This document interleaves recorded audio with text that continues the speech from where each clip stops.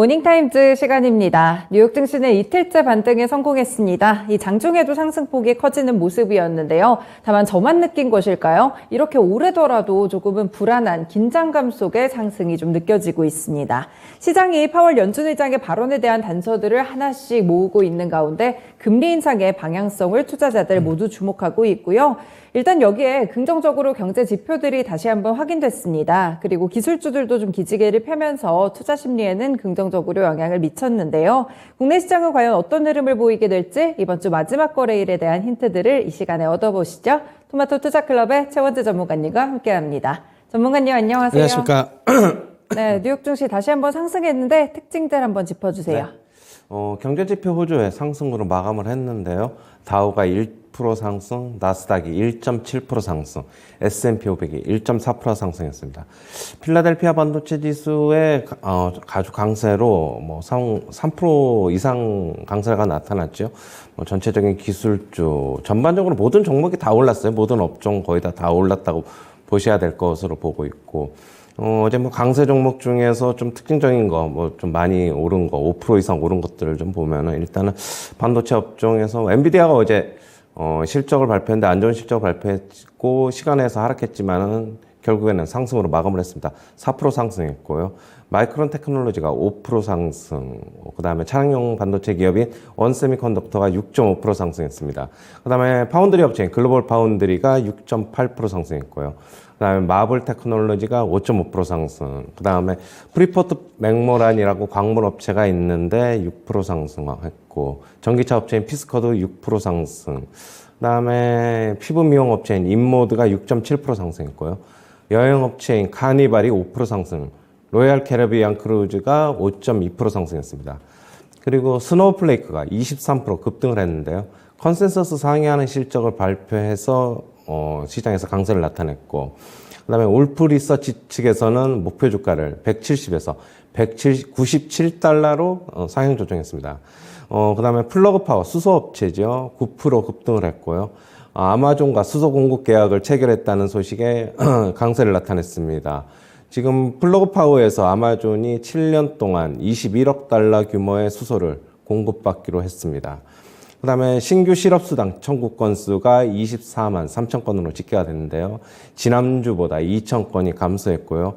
시장 예상치인 25만 5천 건보다도 하회했습니다. 여전히 노동시장 타이트하다, 이렇게 좀 평가를 받고 있고요. 그 다음에 미국 2분기 GDP 성장률이 저번에 속보치가 마이너스 0.9%로 나왔는데, 마이너스 0.6%로, 수정치는 마이너스 0.6%로 상향 조정이 됐습니다. GDP 성장률 개선 이유는 예상보다 강력한 소비 지출 때문이고, 이제 저번에 재고를 많이 비워놔뒀는데 재고 증가도 1조를 한 것으로 좀 보고 있습니다. 그 다음에 연준 위원들은 매파적인 발언을 지속했는데요. 일단 조금 간단하게 좀 몇몇 위원들 좀 보면은, 캔서스시티 연은 총재 같은 경우에는 금리 더 올라갈 수 있다라고 얘기를 하고 있고 4% 넘을 수 있다라고 얘기를 하고 있습니다. 확실히 내려갔다는 것을 알기 위해서는 3개월 연속 데이터를 좀 봐야 된다라고 얘기를 하고 있고요. 역시 타이트한 노동시장이 제일 걱정된다라고 얘기를 하고 있습니다. 그 다음에 필라델피아 연은 총재는 금리를 3.4% 이상으로 올린 뒤 한동안 그 수준에 머물러야 한다라고 얘기를 하고 있고요. 지표가 더 올려야 한다고 하면은 더 올릴 것이다라고 얘기를 하고 있고, 9월 인상폭은 지표를 보고 결정할 것이다라고 얘기하고 있습니다. 그다음에 애틀란타 연은 총재는 인플레 완화 안 되는 지표가 나오면은 75bp 9월 달에 인상이 가능하다라고 얘기를 하고 있고요.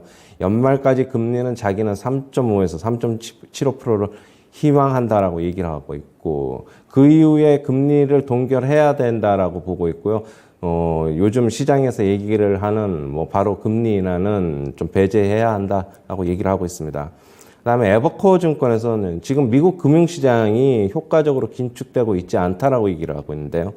연준의 통화 긴축에도 불구하고 증시가 상승하고 있어가지고 통화 정책이 효과적이지 않음을 의미하고 있다라고 얘기를 하고 있습니다. 연준이 앞으로도 고강도 금리 인상을 계속할 것으로 예상을 하고 있습니다. 네, 이렇게 잭슨홀 미팅을 앞두고 많은 발언들을 소개를 해주셨습니다. 개별적인 종목들도 함께 봤는데요. 일단 경제 지표들이 발표가 됐는데 그나마 항상 다행인 점은 고용시장이 좀 그대로 잘 가고 있는 것 같거든요. 2주 연속 실업수당 청구 건수가 감소했어요. 또 따로 뭐 이유가 있나요? 어떤 부분들이 이렇게 고용시장을 잘 받치고 있을까요? 뭐 여전히 그런데 이게 해고를 하면은 네.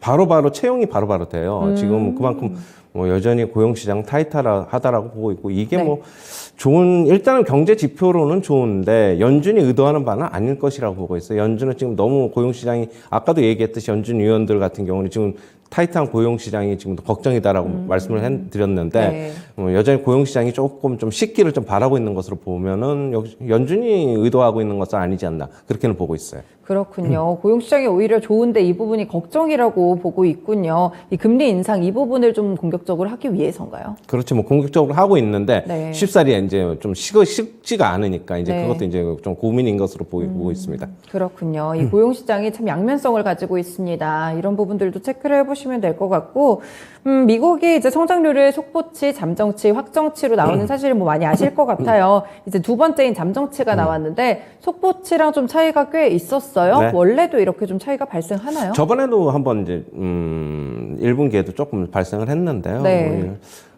지금 보면은 속보치는 조금 수정이 돼서 나오면은 저번에도 그렇고 조금 개선이 되는 모습이에요. 네. 그렇다고 본다면 이번에 이제 아까도 얘기했듯이 개선 이유는 역시 뭐 소비 지출이 좀 강력했기 때문으로 보고 있고 그다음에 저번에 재고를 많이 비워놨기 때문에 다시 재고를 채워넣는 과정에서 뭐 기업들이 물건을 많이 좀 파는 것으로 좀 보고 있습니다. 네, 그렇군요. 뭐 그래도 잠정치가 여전히 좀 마이너스권이면 경기 침체에 대한 뭐 공식적인 선언이나 이런 전망에 대해 큰 변화는 없겠죠? 그렇죠. 일단은 2분기 연속 이제 기술적인 침체에 들어간 것으로 보고 있고요. 3분기는 그래도 개선되지 않을까. 그렇게 본다면은 뭐 기술적인 침체에서 일시적인 반등이 이제 3분기, 4분기 다 확인해봐야 될 것으로 보고 있고 네. 올해는 역시 미국에서 공식적으로 침체라고 하지는 않을 것으로 보고 있습니다. 네, 계속 주셨던 의견입니다. 올해는 공식적인 경기 침체를 선언하지는 않겠지만 내년 좀 가봐야 알 것 같다라는 말씀을 좀 주시는데 일단 성장률 확정치까지 좀 계속 확인을 해보시면 좋을 것 같아요.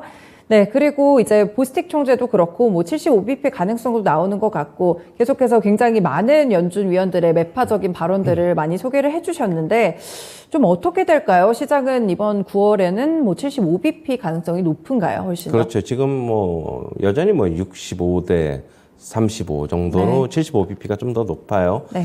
시간이 가면 갈수록 뭐 조금 2, 3%씩 조금씩 높아지고 있는 것으로 보고 있어요.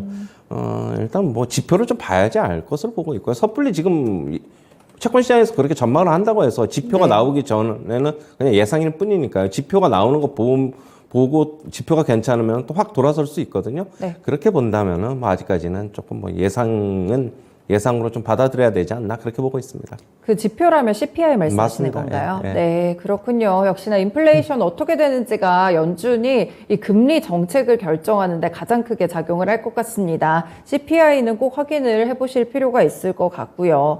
그리고 이제 월가에서 뭐 한 고위 인사가 계속 아직 확인해야 될 지표들이 좀 많이 있다. 그러면서 긴축을 이어가겠다는 의지를 보이는 정도의 발언을 파월 의장이 할 것이다. 이렇게 얘기를 했는데 좀 그럼 이번에 해석의 여지가 있는 그런 발언을 내놓을 가능성이 높은가요, 계속? 중립적이거나 네. 뭐 굉장히 좀 애매모호하게 그냥 발언을 할 것으로 보고 있어. 명확한 시그널을 주지는 않을 것으로 보고 있습니다. 만약에 명확한 시그널이 나오더라도 시장은 그냥 자의적으로 해석할 것으로 보고 있어요. 뭐 금융시장이 먼저 선반응하고 있다고 보고 있고요. 네. 오늘 상승이 단기적으로는 뭐 어제 정도의 이제 뭐 바닥을 이제 단기적인 바닥이 나온 것으로 보고 있고 뭐 어떤 발언이 나오더라도 시장은 그냥 상승할 것으로 보고 있습니다. 네, 에버코어 측에서는 또 금융시장이 효과적으로 긴축이 되지 않고 있다라고 했는데 이런 데 의견들도 대체적으로 더 강한 금리 인상이 필요하다 이렇게 보는 건가요? 그렇죠. 에버코어 측에서는 좀 그렇게 보고 있는 것 같아요. 일단은 지금 주가가 솔직한 얘기는 뭐 더 빠져야 되는데 네. 뭐 연준이 의도한 대로라면은 그런데 빠지지 않고 있다. 지금 랠리가 나오고 있어가지고 그렇다고 보고 있고, 실질적으로도 뭐 지금 미국 빅테크 주식들은 하락률이 애플 같은 경우에는 많이 10% 정도밖에 안 되잖아요. 네네. 최고점 대비. 그렇다고 본다면은 뭐 대신 에버코어에서는 그냥 이 증시 상승에 대한만 좀 우려를 한 것으로 보고 있고, 연준도 별로 달가워하지 않는 것으로 않을 것이다라고 얘기를 하고 있죠. 결국에는 자산의 시장에 좀 거품이 좀 거쳐야 되는데 쉽게 수달이 거치지 않으니까 이런 의견을 낸 것으로 보고 있고요.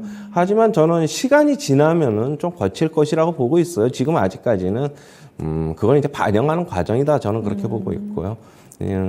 뭐 이런 것보다도 결국엔 자산 시장의 거품은 어느 정도 시간이 지나봐야지 거품인지 아닌지 알 수 있지 않습니까? 네. 그렇다고 본다면은 결국엔 지표가 중요하다. 저는 그렇게 보고 있어요. 네, 이렇게 의견을 정리해 주십니다. 네, 개별적인 종목도 볼게요. 스노우플레이크 실적이 좋아서 급등을 했는데 뭐 추가적인 상승도 가능할까요? 한번 차트 한번 잠시 볼까요? 네, 그동안 좀 많이 밀렸다가 오랜만에 또 반등이 크게 나왔더라고요. 20% 넘게 폭등을 해가지고 소프트웨어 업체죠. 네, 스노우플레이크. 맞아요. 예. 네. 뭐 이제 일단은 실적도 좋았고 그다음에 이제 가이던스가 좀 좋았어요. 그래서 이제 강한 상승을 기록했는데 일단은 뭐 박스권 상단을 좀 돌파하는 모습. 하지만 추가적인 급등보다는 조금 이제 기간 조정, 가격 조정 좀 나오면은 뭐 매수에도 좀 무리가 없지 않나. 단기적으로는 단기적이 아니라 저번에 이제 저점이 110달러였는데 6월 14일 날 기록한 그거는 거기서 이제 바닥이 나온 것으로 보고 있고, 110달러 대비 지금 주가는 거의 뭐 한 100% 올랐어요. 네. 지금 196달러니까 100%까지 한 90% 정도 올랐는데, 뭐 추격 매수는 조금 신중해 보자. 이렇게 정리해 드리겠습니다. 네, 그리고 다음 종목으로는 플러그 파워도 함께 볼게요. SK가 지분을 9.5% 정도 맞아요. 갖고 있는 회사인데 뭐 당연히 영향 좀 주겠죠?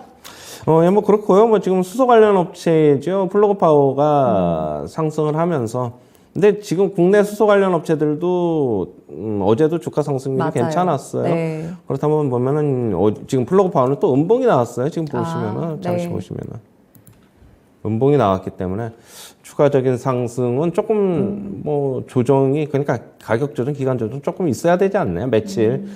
그렇다고 본다면 만약에 오늘 국내 수소 업체들 같은 경우에는 상승이 나오면 고점에서 차익을 실현하려는 측도 분명히 있을 것 같아요. 네. 일단은 뭐 오늘 추가적인 상승이 나오더라도 추격 매수는 조금 신중해 보자. 이렇게 정리해 드리겠습니다. 네, 그리고 또 엔비디아 어제 체크를 했을 때 시간에서 거의 7% 정도 빠졌던 걸로 기억을 하는데 바닥이 잡혔다는 신호에 상승을 했거든요. 어제 이제 상승 같은 경우에는 전체적인 네. 반도체 업종 상승이 같은 의견인데요. 네. 뭐 최악은 지났다라고 지금 보고 있는 것으로 보고 있어요. 네. 그러면은 반도체 업종에서 어제 강한 상승이 요번 랠리에서는 이쪽 반도체 쪽에서 반도체 주식들이 좀 많이 그동안에 많이 빠졌잖아요. 네네. 이쪽에서 상승이 좀 더 강하게 나오지 않느냐, 그렇게 보고 있어요. 많이 빠졌기 때문에. 그렇군요. 반도체 업종에 대한 이런 턴어라운드 확인이 좀 되고 있습니다. 하나 또 궁금한 게 국내 증시에서 이제 LG이노텍이 어제 테슬라발로 뭐 1조 원 계약 소문이 있었는데 조회 공시 요구 답변이 나온 게 장마감 이후에 협의 중이지만 결정된 바는 없다. 뭐 사실 이게 사실상 약간의 인정 이런 비슷한 의미로 항상 해석이 되잖아요. 네. 어떻게 좀 영향이 있을까요? 추가적으로? 어제는 뭐 일단 추가적으로 영향보다는 네. 이제는 뭐 아이폰 9월 7일에 신제품 출시를 앞두고 있죠, 애플. 네.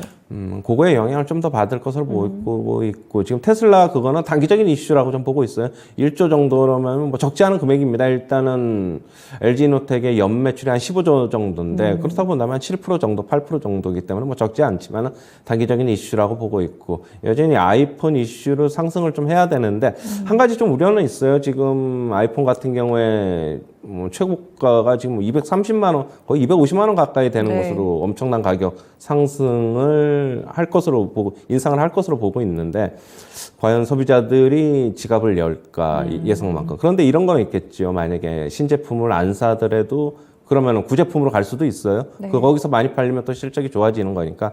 일단은 좀 뉴스 그러니까 다음 달에 신제품 출시 전까지는 조금 모멘텀이 있지 않겠느냐. 그렇게 보고 있어요. 네, LG이노텍, 뭐 테슬라빨로도 있지만 아이폰 신제품 출시 이 모멘텀을 꼭 기억하시면서 투자 전략 짜보시면 좋을 것 같습니다. 네, 오늘은 이렇게 개별 종목까지 들어볼게요. 이번 주 고생 많으셨어요. 고맙습니다.